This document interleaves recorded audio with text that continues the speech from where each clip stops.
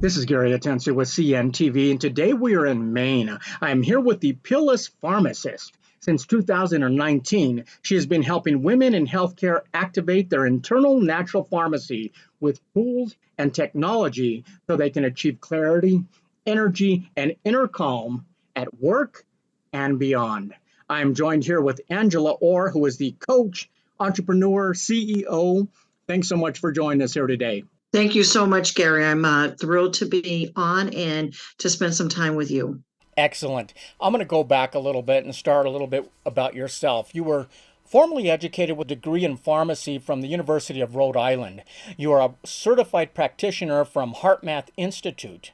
You have served on the Dean's Council for the College of Pharmacy, and for over 4 decades you have worked in the pharmacy industry while owning and operating your own for a combined total of about 15 years.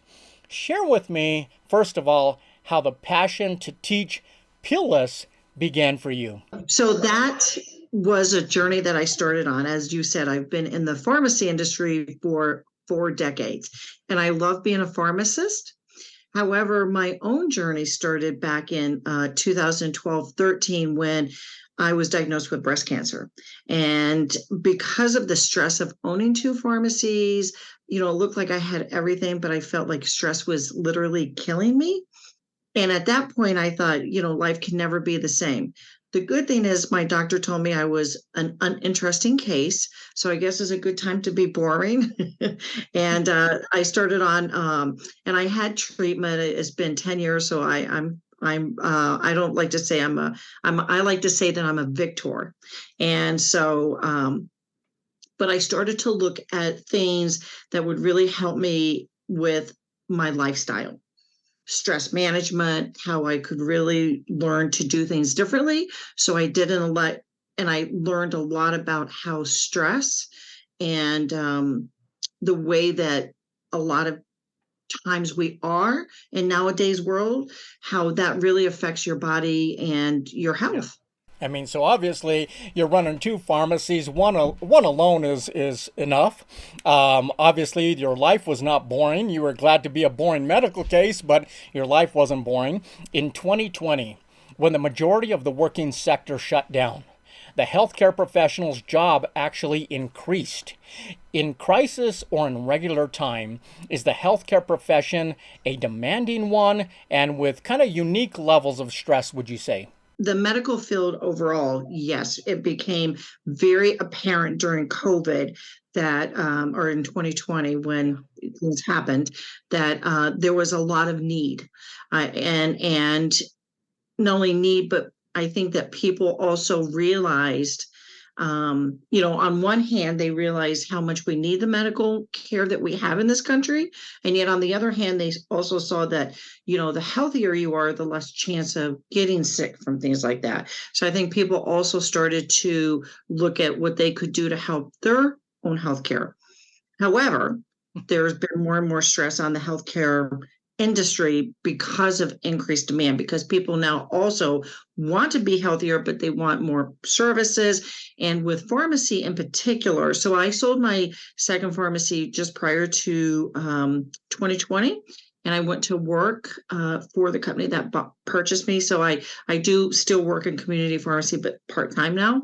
And but what we saw is that a lot of the responsibility of 2020 on testing, immunization, all of that fell on pharmacy without any additional staffing. So I feel like it's just been really very trying for a lot of people. And actually, healthcare and pharmacists in particular have a higher suicide rate than the general public. We're talking about an eye-opening experience across the board in so many ways people didn't even understand. We've all heard the adage, stress kills. It's such a common saying that it becomes almost cliche. Yet, if not managed, can the energy drain of stress turn many to unhealthy vices just to cope? Absolutely. And I think a lot of times you have that stress. And if you know the term, it's 5 o'clock, or in mother circles, a lot of times it's wine o'clock. And actually, that's one of the things that I did is I was getting so hooked into that wine o'clock hour, even after a couple of years of not having the cancer. But I stopped with some of the tools and techniques that I teach. I actually stopped drinking almost 4 years ago, and I've lost quite a bit of weight. I have some more to go, but so I do the work myself. But what I found is that people use, you go home and you just are so tired from the day and drained that, it's easy to use some of these mechanisms, food, alcohol, drugs, perhaps, to really just kind of calm down, zone out. And even if it's not, even if it's not necessarily bad things, but prescriptions, people pop a pill. And I'm a pharmacist. I truly believe in medications, but I feel like sometimes even within the medical profession, it's too easy to just pop a pill rather than look at the root cause. And what people don't realize is not only could those vices really harm you, especially if you don't have a balance, which a lot of times you don't because you're in that fight or flight mode all the time, but the stress itself causes physiological, biological, and chemical changes in your body. So it's not only too easy, but it's just too common as well. I mean, it is common for these professionals to turn to food, alcohol, caffeine, energy drinks, even drugs just to get through the day. I mean, Yes. are they taught that, hey, that's just part of the job and kind of what they've come to expect? I think a lot of times it's just that so many people partake in that it's easy to just go with the crowd and do that, but I do see a change again since 2020, 21, especially 21. I feel like 21 was almost harder because we thought we'd be back to normal and we weren't. So 2021 was really a difficult year for a lot of people. I saw that with my colleagues as well as patients and some of my clients. And what I think is that, is what we've learned, I feel like through part of this, or what some people are coming away from those years, is that there are alternatives, that it doesn't have to be, a wine o'clock, for your little daughter to, when you come home, say, oh, mommy, do you want your wine? Or, do you want a beer? And so people realize that is making our health even worse. So I've seen more and more people kind of shift to what are some other things that we can do to decrease that stress or not get to that point where you feel like you have to have one of those outside things. I mean, it's quite a balance there. It's a fine line. And like you said, the 2020 was the crisis, but really the aftermath is when it hit us in the face. For someone who has been there and done that in the industry for over 4 decades, you say it does not have to be this way. You say our brain can turn on that natural pharmacy. Explain to us what we mean here. You've heard of the placebo effect? Mm-hmm. So medications that we use, up to 40 to 50%, especially with the antidepressants or the anti-anxiety meds, those type of things, 40% is the placebo effect. And what the placebo effect is that people may not know is that if you take a pill, it may or may not be the pill. It may be your own thoughts about it. And so what I have just found is that, medications, as I said earlier, definitely have a place. Sure. However, if there's times that we can look at using something other than and I never advocate to people to go off medications just randomly or without their doctor. That's not, but if somebody, especially people who maybe don't want to go onto a medication or feel that maybe there's something else out there, because not to get too technical, but what happens in the body is that when you have stress all the time, you have an overproduction of cortisol. And cortisol is good, but cortisol can lead to inflammation if you have an overabundance of it. And when you have that overabundance of it over a long period of time, it leads to chronic disease. And it's estimated about 90% of doctor visits today are due to chronic high levels of cortisol. Interesting. So if we can naturally decrease that cortisol, which again, what I do is all science-based. So it's been scientifically proven that if you can get into a calmer state, or you can get into a state via different techniques or different things that I do, such as meditation, journaling, breathing, those type of things, you can actually regulate your nervous system. And it really is about balance. So when you're out of balance, so when you're in balance, and that's really what these techniques do, so that you can get your body in balance and not have to need the medication. That is excellent. I mean, you really filled in the question mark for me of how this makes sense. But as you explain it like that, it kind of it makes all the sense there is. I mean, your brain does so much to anything that goes into it. I mean, like I tell my wife, it seems like I get more of a buzz from a glass of wine when I'm on the beach in Florida than I do when I take one on the kitchen. It's like nothing, you know? And so my mind really must be playing a big part there. Yes, it absolutely does. So just to take it a little further, we all have genes. So genes are just, and everybody says, well, I'm a warrior because I was born with this in my genes. Well, genes are just protein making machines. But what turns a gene on or off, which is actually what a drug does, what turns a gene on or off is the environment. So the environment for a gene in your body is toxins, what you eat, water intake, or if you don't, toxins can be even not only chemicals outside, but it can also be like alcohol and things like that. And then the other big is trauma, but the biggest thing that affects genes is your thoughts. And it's not even and this is scientifically proven. There are many, I work with HeartMath, which we have 400 published studies, and there's many studies out there about epigenetics, because epi is before the gene. So if you have negative thoughts, or you have really emotional things that happen, it actually affects your genes. So it's not even your thoughts, but it's your perception of the thoughts, because you can see something one way and I'll see it another. So your perceptions, and people don't realize that their thoughts are more powerful than they ever thought. That makes sense for siblings who have the same genes, and yet people are affected so differently. You work with hardworking, high-performing women who are no stranger to moving up, being successful. Yet for some, like you, it was killing them inside. When you share your story, do many of them relate with that story? Absolutely, because of course they may not have gone to the cancer, but that's what they think about, and they think about their children and what would happen if they weren't here, or if something happened to them. So, but they don't know how to get out of the loop. It's easy to get caught up in that loop. You say yes to everything. You're the main caregiver. You do so much for so many, but how do you get out of that loop? And that's what I love about what I teach, because it's so simple. Yeah, I mean, in this industry, is feeling tired from lack of sleep, overwhelmed, anxious, no energy, no clarity. I mean, maybe just a general feeling of not feeling good. Is that kind of the norm? And do most of them believe, I just got to live with this? I believe that is a norm. And that's unfortunate, because you don't have to live with that.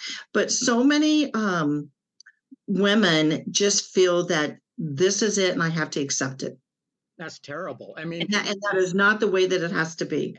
And you can change it in 15 minutes a day or less. Yes. I mean, for some like yourself, can this constant day in and day out of stress eventually take its toll, like you said, in the way of weight gain, heart palpitations, indigestion, just an overall lack of energy, and maybe sometimes even something more serious, like you said, for yourself? Absolutely. It can definitely affect your overall health, because again, it goes back to changing your biology, your chemistry, and your physiology, because that's what you're affecting with all of this stress on you.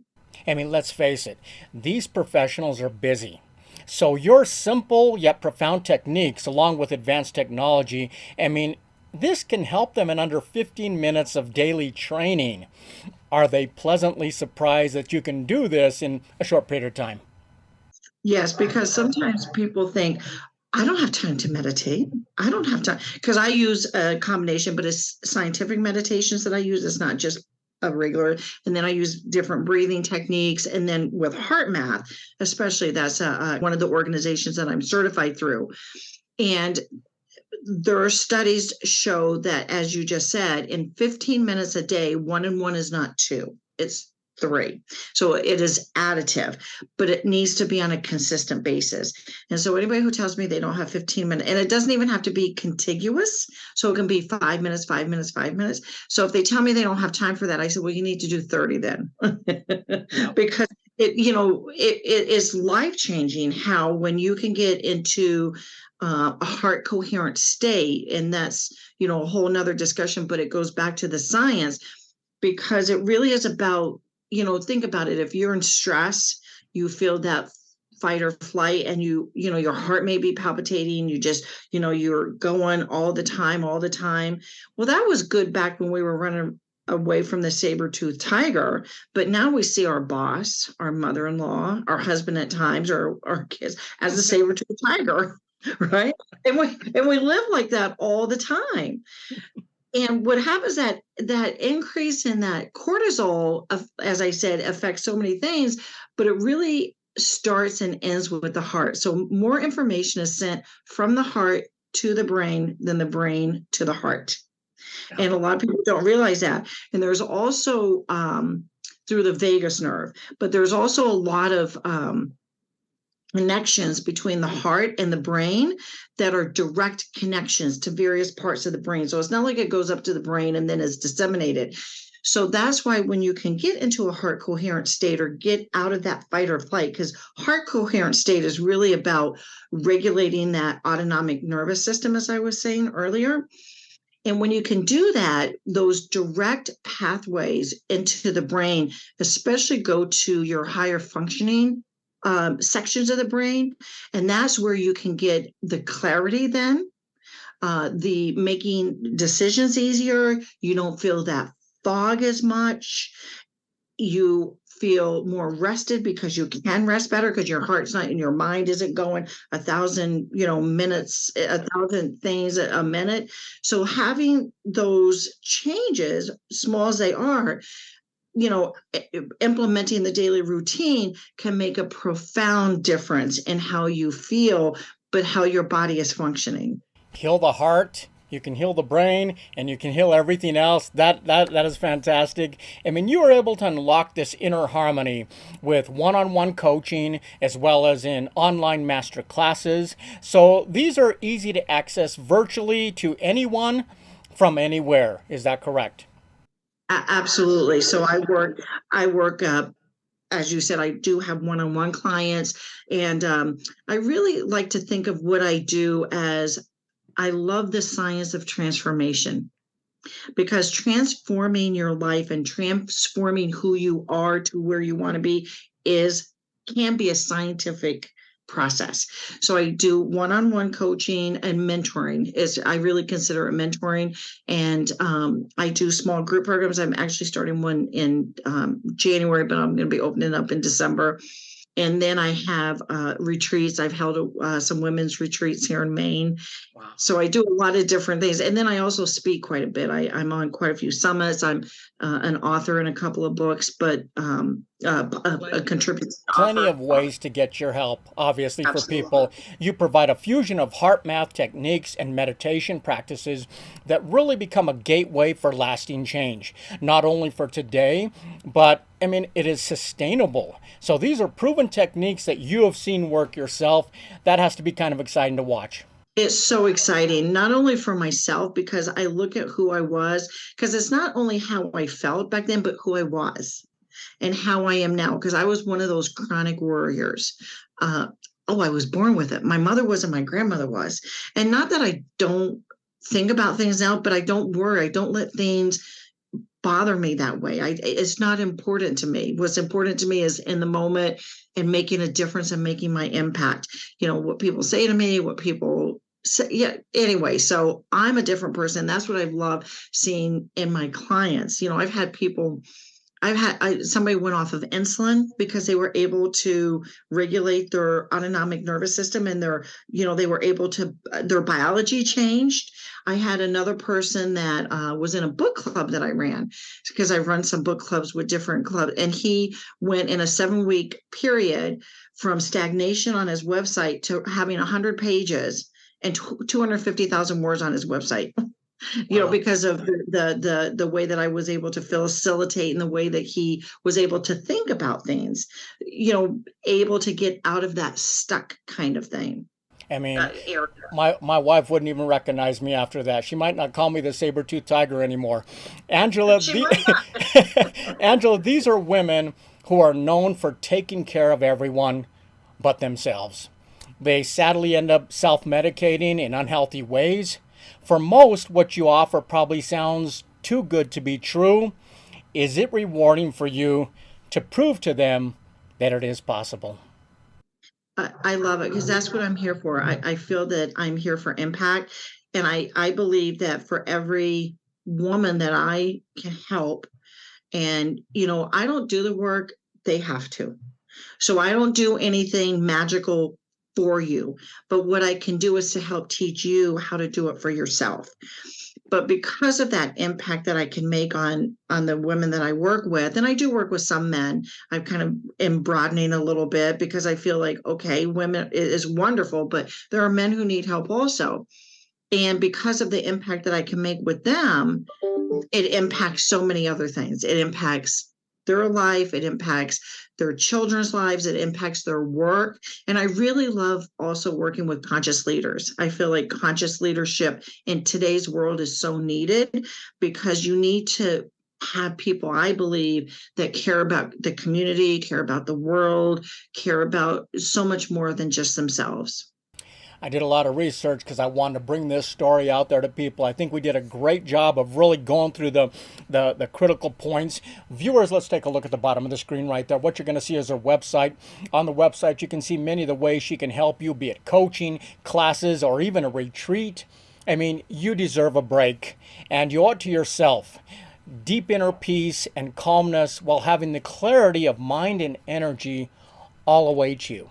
Literally just reach out today, set up that phone call. Once again, that is Pillless Pharmacist, helping you activate your internal natural pharmacy so you can thrive at your peak, mentally and physically. This is Gary Atencio with CNTV. And if you don't know, now you know.